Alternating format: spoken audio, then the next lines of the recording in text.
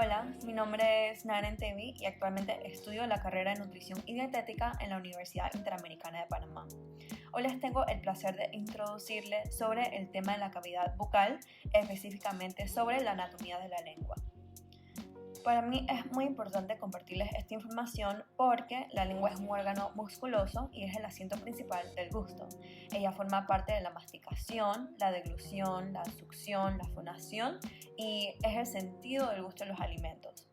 La lengua está cubierta por una membrana mucosa que se enfoca en contener los receptores gustativos que nos permiten degustar los alimentos. Ella también puede contribuir en los dientes, los labios, el paladar duro, las articulaciones de las palabras, como también de los sonidos.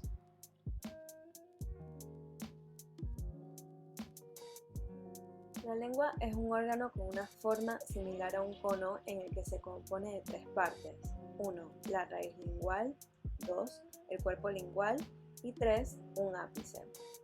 A su vez, en el cuerpo lingual podemos diferenciar dos caras. La cara superior o dorsal que pega al paladar y la cara inferior que descansa sobre el suelo de la boca. La raíz lingual se encuentra en la parte posterior de la boca. Esta porción de la lengua es la parte inmóvil y su única función es sostener el cuerpo lingual y hacer que la lengua baje para dar paso al bolo alimenticio. Esta parte es más irregular que la parte móvil y asociada a ella se encuentran otra serie de estructuras como las amígdalas linguales y la epiglotis. Las amígdalas linguales son dos masas de tejido con función inmunitaria en donde se encuentran a ambos lados de la raíz de la lengua y se encargan de la defensa frente a infecciones como las bacterias y virus. La epiglotis es una estructura cartilaginosa que se encuentra al final de la raíz de la lengua en el principio de la orofaringe. La epiglotis previene el paso del bolo alimenticio en el momento de la deglución, evitando que éste se desvíe hacia las vías respiratorias.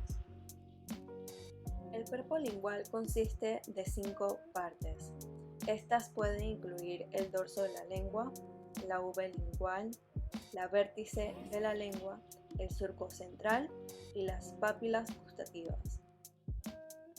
El dorso de la lengua es la parte superior que podemos ver al sacar la lengua de la boca. Aquí podemos encontrar el surco terminal o la uve lingual. La uve lingual es la lengua con forma de uva abierta que establecen las pápilas caliciformes. Ella se encuentra en la frontera entre la raíz lingual y el cuerpo lingual. La vértice de la lengua es la punta de la lengua que consiste en una superficie más o menos lisa y está extremadamente relacionada con el paladar. Esta superficie contiene algunas ligeras ondulaciones llamadas circunvoluciones. Algunas de estas son hereditarias, como también otras que son adquiridas y pueden diferenciar en cada persona.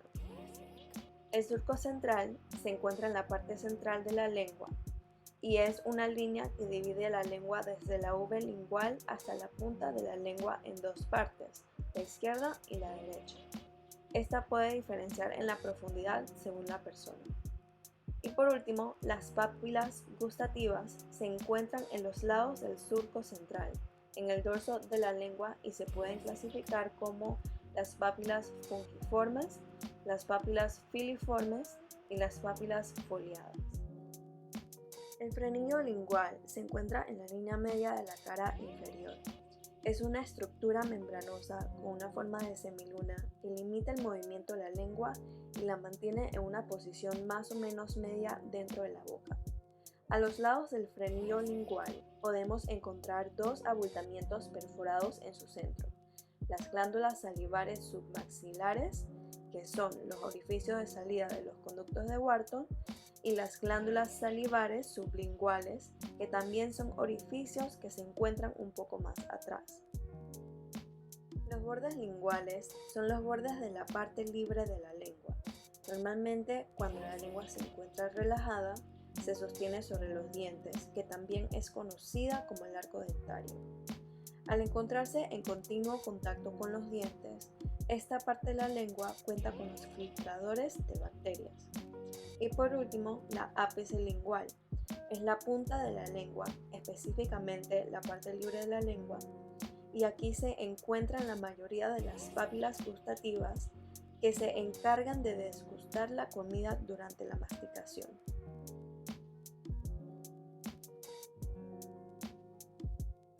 El dorso de la lengua se divide en dos porciones y se caracteriza por la presencia de un surco terminal cuyo ápice está dirigido posteriormente hacia el foramen ciego resto proximal del conducto tirogloso embrionario.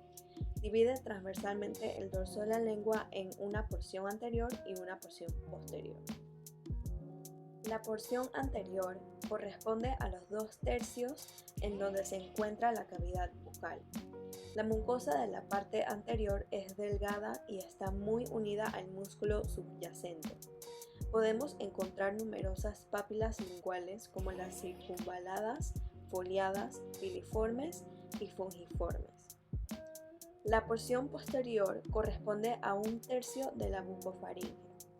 La mucosa de la parte posterior es más gruesa a diferencia de la porción anterior que carece de papilas linguales. Presenta nudillos linfoides subyacentes llamados tonsila, en otras palabras, amígdala lingual, y esta porción de la lengua constituye de la pared anterior de la bucofaringe.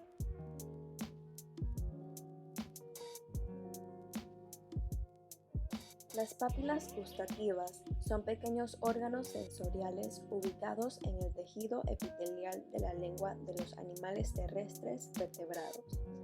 Diversos tipos de papilas se encuentran ubicadas en diferentes partes de la lengua, haciendo más predominante la sensibilidad a un sabor a que otro dependiendo de la zona de la lengua a la que llegue el estímulo.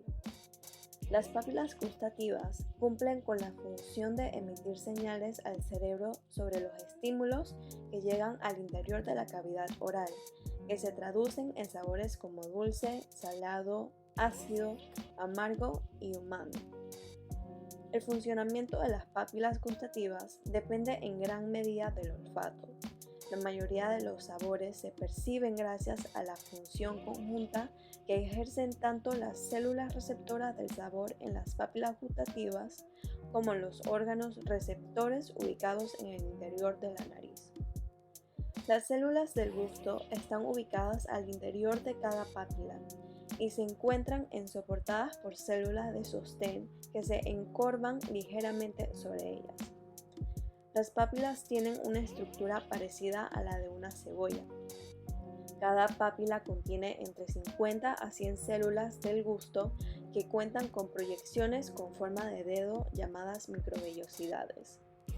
Estas microvellosidades se asoman por la abertura en la parte más alta de la papila llamada botón del gusto o nervio gustativo, donde reciben los químicos provenientes de la comida disuelta en la saliva.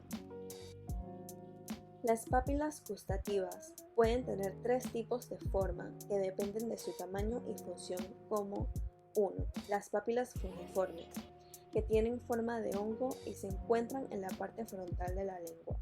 Ellas consisten de un color rosáceo característico y una cabeza voluminosa. Además, están distribuidas en toda la superficie de la lengua, principalmente delante de las papilas caliciformes, y en este tipo de papilas se utiliza usualmente para percibir el sabor dulce. Segundo, las papilas foliadas o filiformes. Tienen forma cónica que es similar a de un matraz. Aparte de ser receptoras de los sabores salado y ácido, ejercen una función táctil y térmica en toda la superficie de la lengua. Son receptores sensoriales que se encuentran distribuidos sobre 2/3 del dorso lingual. Son las papilas más abundantes sobre la superficie de la lengua y no están asociadas a la recepción de los sabores. Y por último, tenemos las papilas circunvaladas o caliciformes que se encuentran en la parte posterior de la lengua donde empieza la garganta.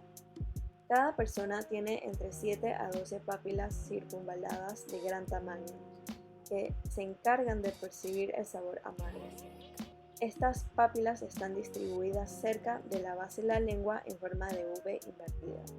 De igual manera, se pueden encontrar papilas gustativas sensibles, en menor medida, al sabor amargo que se encuentran en pequeñas zanjas laterales en la parte posterior de la lengua.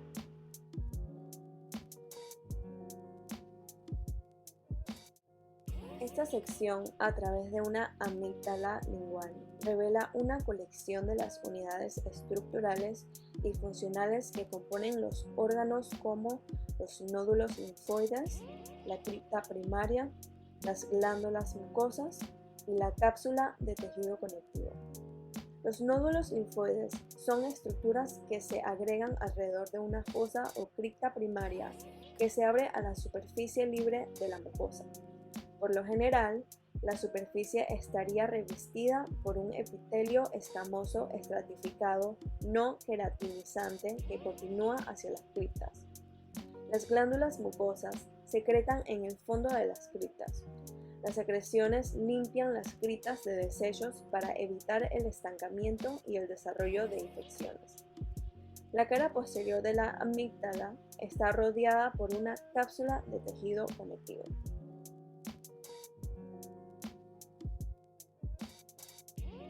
Debido al origen embriológico de la lengua, la inervación se divide en 2/3 anterior, 1/3 posterior y la base. En 1/3 posterior se origina su parte anterior del tercer arco faríngeo y la parte posterior del cuarto arco faríngeo. Esto se debe a que el tercer arco se origina el nervio glosofaríngeo que inerva la parte anterior del 1/3 posterior de la lengua. Del cuarto arco faríngeo se origina el nervio vago que inerva el 1/3 posterior y la base de la lengua. La sensitiva especial es para el tacto, el olor y la temperatura. Sus 2/3 anteriores está inervada por el nervio lingual que hace parte de la rama mandibular del trigémino. Su 1/3 posterior está inervada por el nervio glosofaríngeo y su base de la lengua está inervada por el nervio laríngeo, que es la superior rama del nervio vago. El siguiente tenemos la sensitiva general. Es para el gusto de los sabores.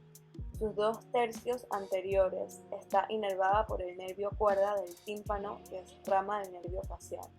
Su 1/3 posterior está inervada por el nervio glosofaríngeo y su base de la lengua está inervada por el nervio laríngeo, que es la superior rama del nervio vago. De último tenemos la motora de la lengua, que es para el movimiento de la lengua. Todos los músculos intrínsecos y extrínsecos son inervados por el nervio hipogloso, excepto el músculo palatogloso, que es inervado por el nervio vago.